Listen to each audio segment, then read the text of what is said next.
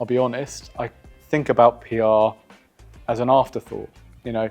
With PR, it's all about the planning. It's about having the time to sit down and think about your audience and your messaging and your timeline. And you can't do that in a couple of weeks. You just can't.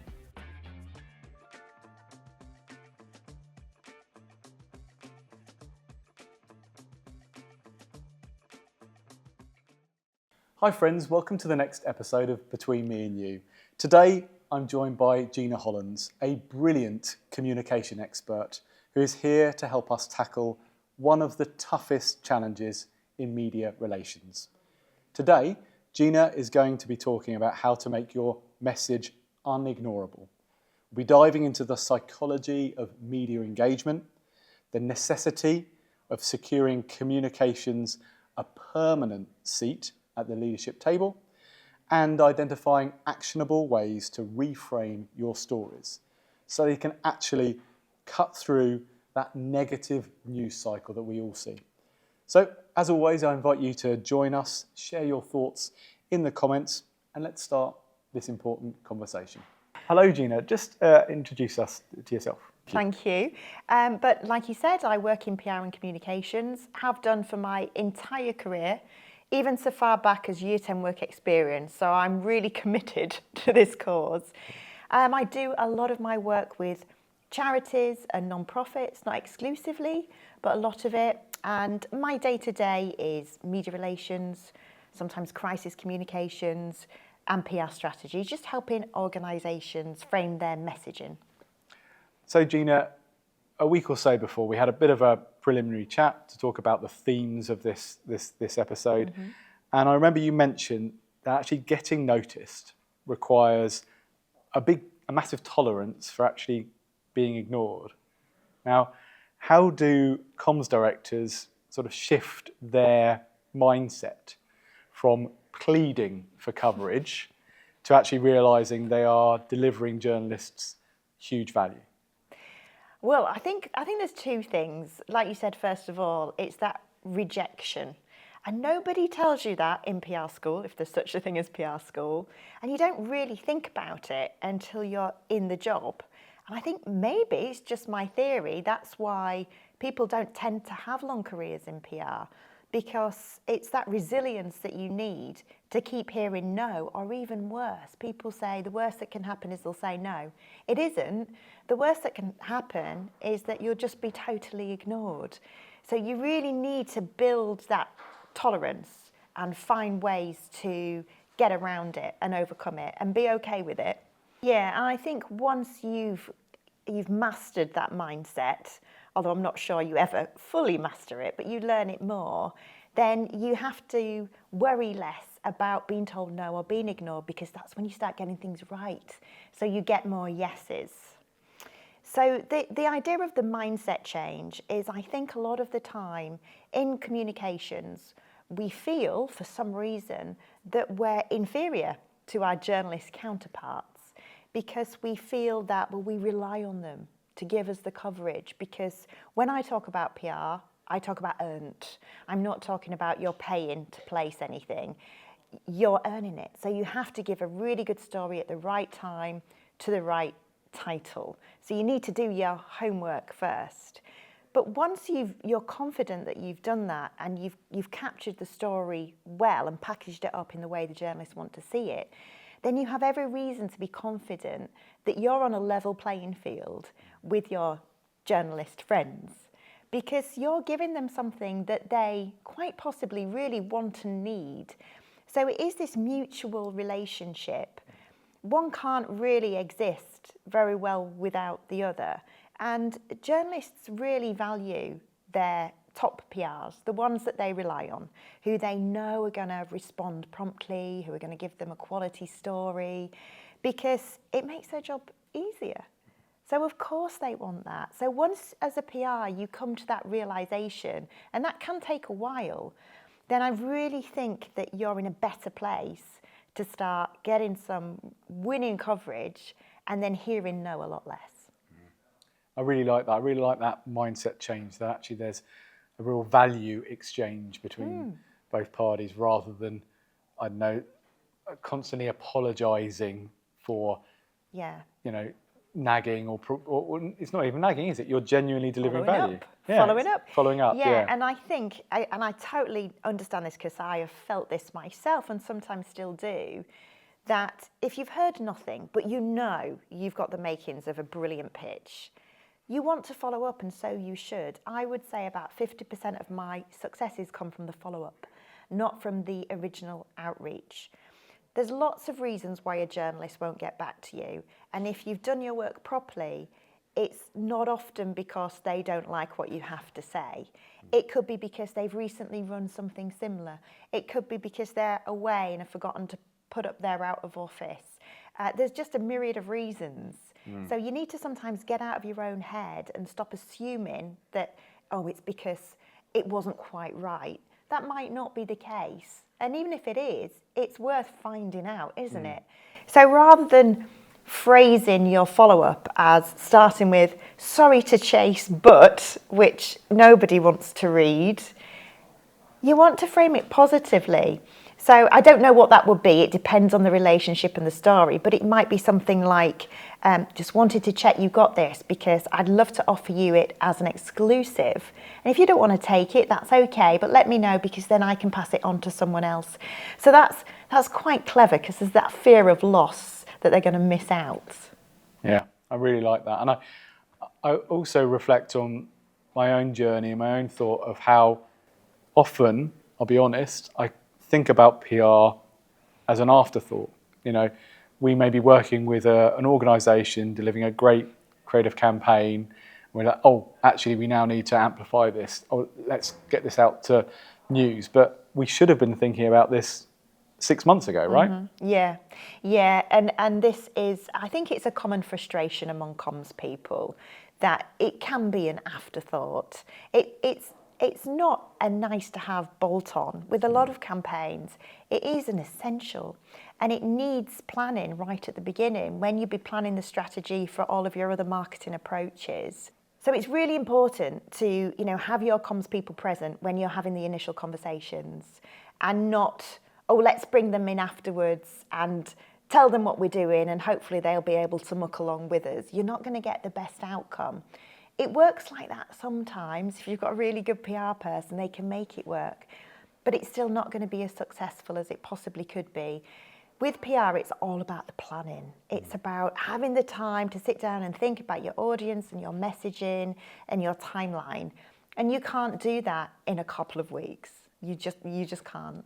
Absolutely. So the best approach is to have a seat at the table, to be talking, 6 months before the release of a key piece rather than last minute. Yeah, and I know that is in an ideal world, right? Because often we don't have 6 months because it might be something that just comes out of the blue that nobody knew about before or budgets hadn't been finalised. So yes, if that's possible, as early as you can. But even if it's not possible, if it's, we've only got 1 month, well, let's talk to the PR people on day 1, not on day 15. Yeah, absolutely. So have you got any tips for how comms directors can build that confidence, not necessarily stand up, but support a CEO and get their spot in the room? Yeah, it's really hard. I do empathise.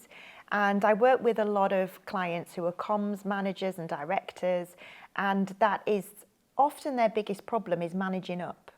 And it's hard managing up. It's much harder than managing along or down because you're facing somebody who, might be quite intimidating, is perhaps the CEO, is the leader of an organisation, and it can feel wrong to stand up to them. But actually, you're going to have a lot more respect for yourself, and they'll have a lot more respect for you if you do.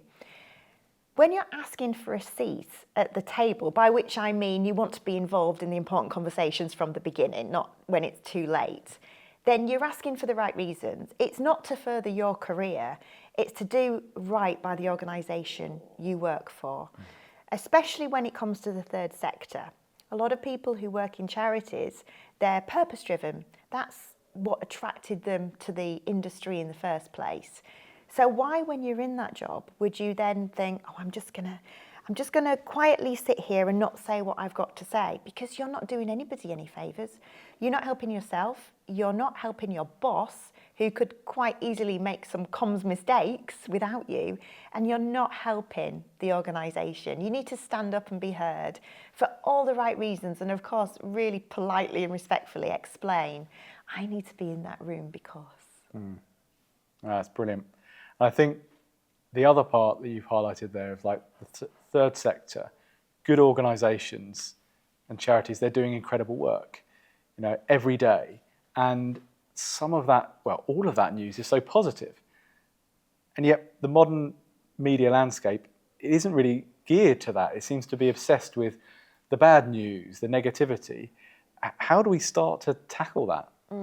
Well, I mean, first of all, it's not always positive, is it? Sometimes you do have news you'd rather not have, but you still have to convey. I think where the problem comes is the difference between what the journalist wants and what the organisation wants to say.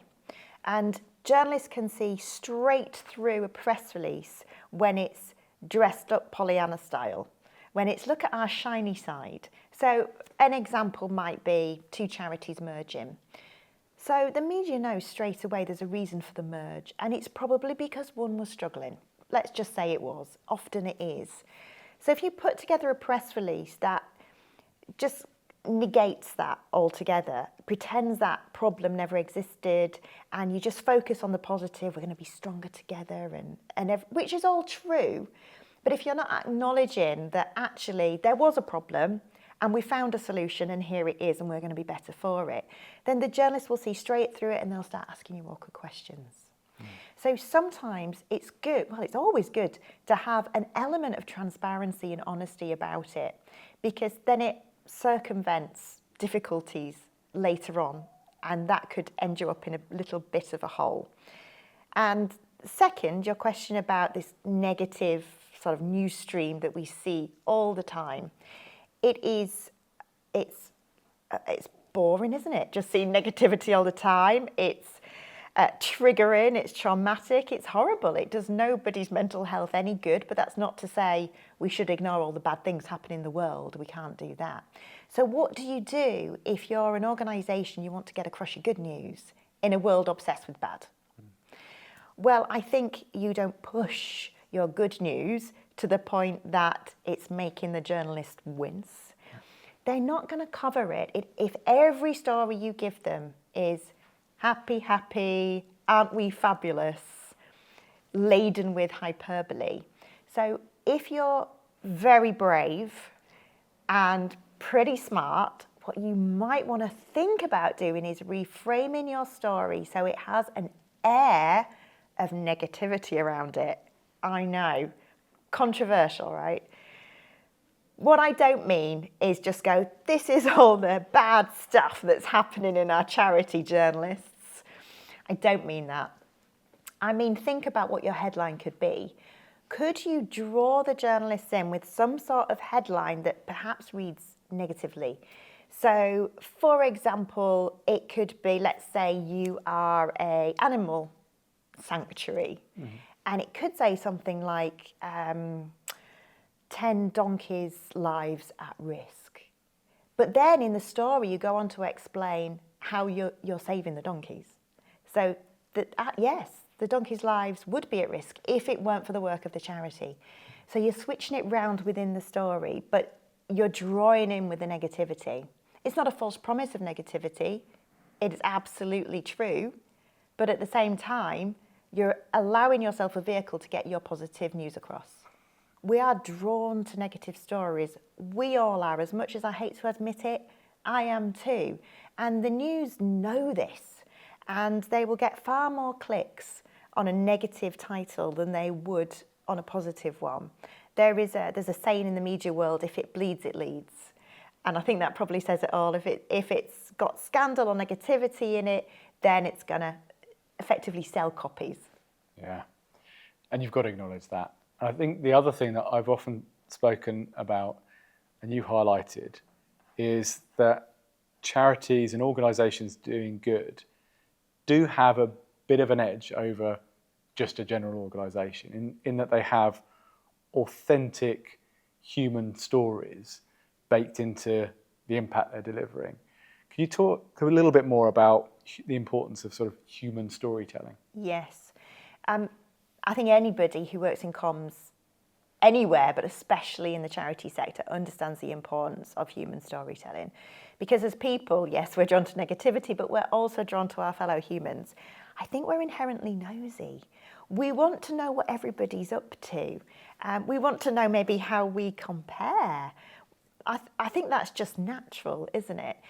And I think it's a gift as well. If you're the kind of charity who has beneficiaries who are willing to share their story, then if you can, collect those case studies, pitch them out to the media with full permission, of course, and that's when it really starts to hit home, I think. When people are reading a story about somebody who's been helped by a charity, let's say, then that's when those connections start being made. It's no longer just this faceless charity that you give money to. It's, oh, it has a real purpose because it has a face. There is obviously an ethical question around real life case studies. And I collect a lot from the charities I work with. And in my experience, almost always the person I'm talking to is very happy to share their story. They want to thank the charity that helped them and do what they can for them and make sure other people benefit. But also they want an opportunity to have their voice, especially if they've gone through something quite sensitive or traumatic.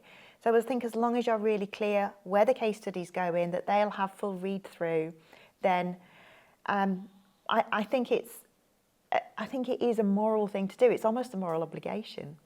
Yeah, absolutely. I've got to ask you about this hat. What's this about? That is not just a hat. Okay. That's a hat with special magic qualities. And when you put it on, you know what I mean, because you feel instantly brave. So this is my tip to comms people who might be thinking, I really want to get more earned media. I'm a little bit nervous about I'm sitting here with my brave hat on, about telling a story in a certain way. How can I do it? Get yourself a hat. Everyone's got one. It doesn't have to look like this. You know, it could be a beret, it could be a beanie, whatever it is. Cowboy hats. I know you've got one. And you pop your hat on and imagine that you're somebody else, the bravest PR person to ever have walked the earth. What would they do in this situation? And just really take on that personality and jot down everything that comes to you. If you weren't you right now, but if you were Mr. or Mrs. Brave, what would you do with that story? And then you can take your hat off, review what you've written, and then make an informed decision about which way you're going to go. But the hat gives you the permission to think in a brave way. Brilliant. It's a bit like, a coping mechanism that's quite handy sometimes if you're a bit nervous can be, how would your hero act in this situation, or just somebody you know who's good in a particular situation? It's a little bit like that.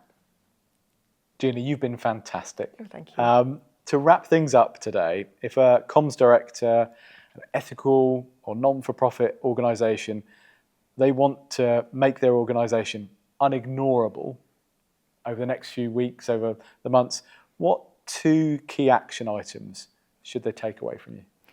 I think the first thing is obvious but important.